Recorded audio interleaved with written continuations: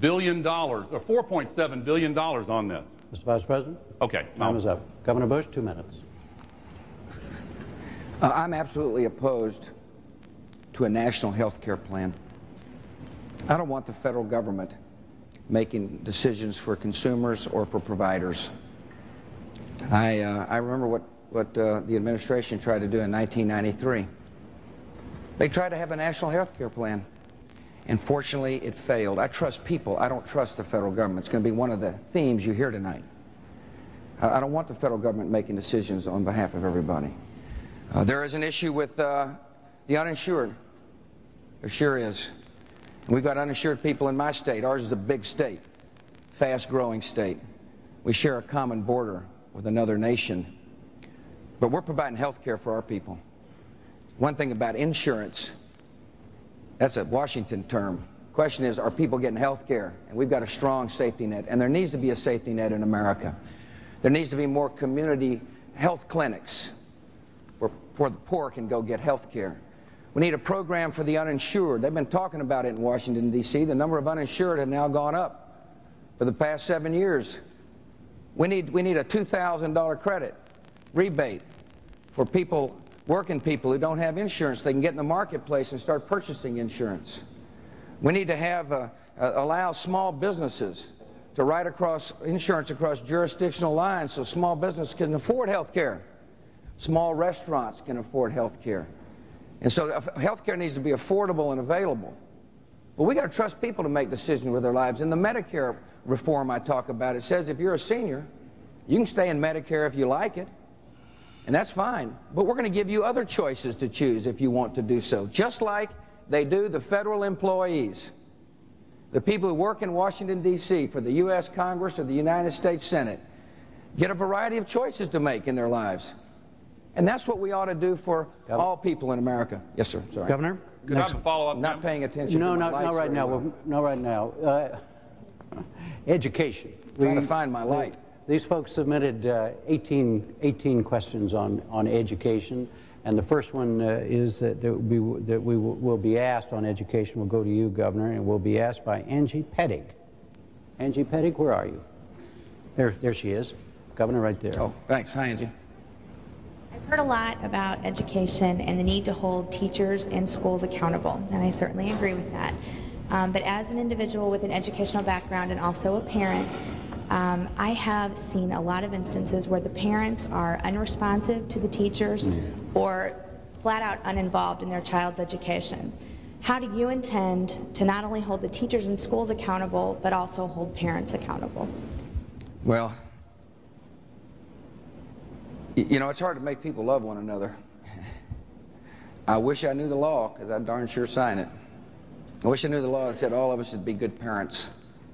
One of the things the next president must do is to remind people that if we're going to have a responsible period in America, that each of us must love our children with all our heart and all our soul. I happen to believe strong accountability encourages parental involvement, though. I think when you measure and post results on the internet or in the town newspapers, most parents say, wait a minute, my child's school isn't doing what I want it to do, and therefore become involved in education. I recognize there are some who just don't seem to care. But there are a lot of parents who feel like everything is going well in their child's school, and all of a sudden they wake up and realize that, wait a minute, standards aren't being met. That's why I'm so strong for accountability.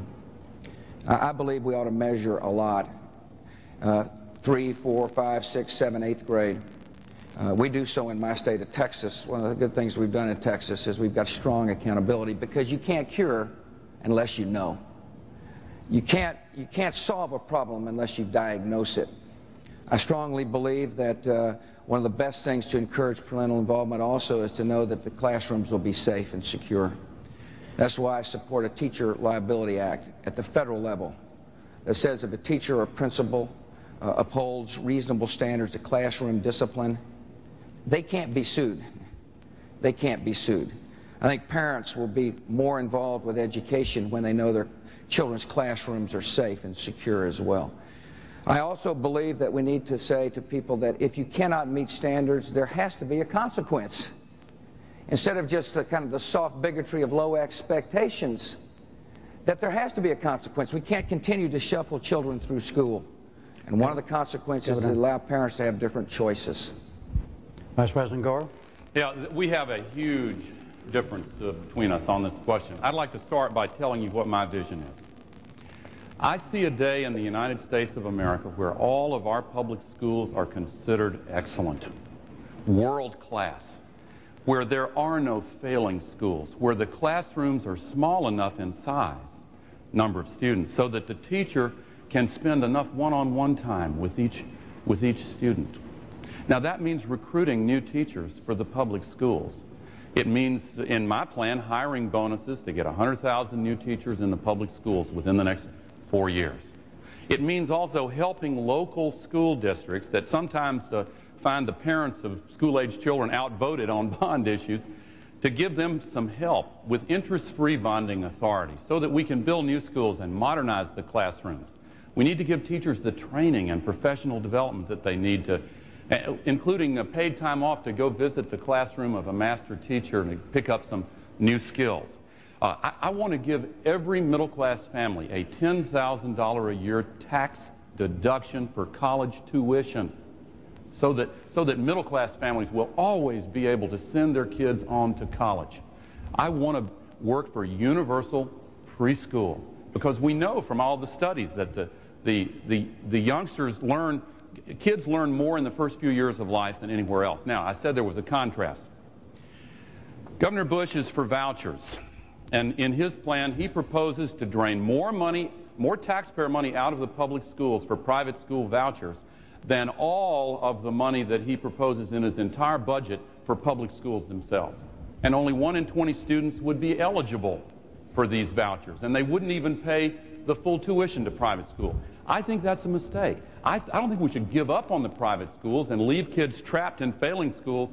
I think we should make it the #1 priority to make our schools the best in the world, all of them. Governor, what is your position on that? Yeah, I appreciate that. I think anytime we end with one of these attacks, it's appropriate to respond. Here's what I think. First of all, vouchers are up to states. If you want to do a voucher program in Missouri, fine. See, I strongly believe in local control of schools. I'm a governor of a state, and I don't like it when the federal government tells us what to do. I believe in local control of schools, but here's what I've said. I've said to the extent we spend federal money on disadvantaged children, we want the schools to show us whether or not the children are learning. What's unreasonable about that? We expect there to be standards met, and we expect there to be measurement. And if we find success, we'll praise it. But when we find children trapped in schools that will not change and will not teach, instead of saying, oh, this is okay in America just to shuffle poor kids through schools, there has to be a consequence. And the consequence is that federal portion of federal money will go to the parent. So the parent can go to a tutoring program or another public school or another private school. You see, there has to be a consequence. We've got a society that says, hey, the status quo is fine, just move them through. Right. And guess who suffers? What is the harm on voucher? What's the other side on voucher? Well, the program that he's proposing is not the one that he just described. Under your plan, Governor Bush, states would be required to pay vouchers to students to match the vouchers that the federal government would put up. Now, the way it would happen is that under his plan, if a school was designated as failing, the kids would be trapped there for another 3 years, and then some of them would get federal vouchers, and the state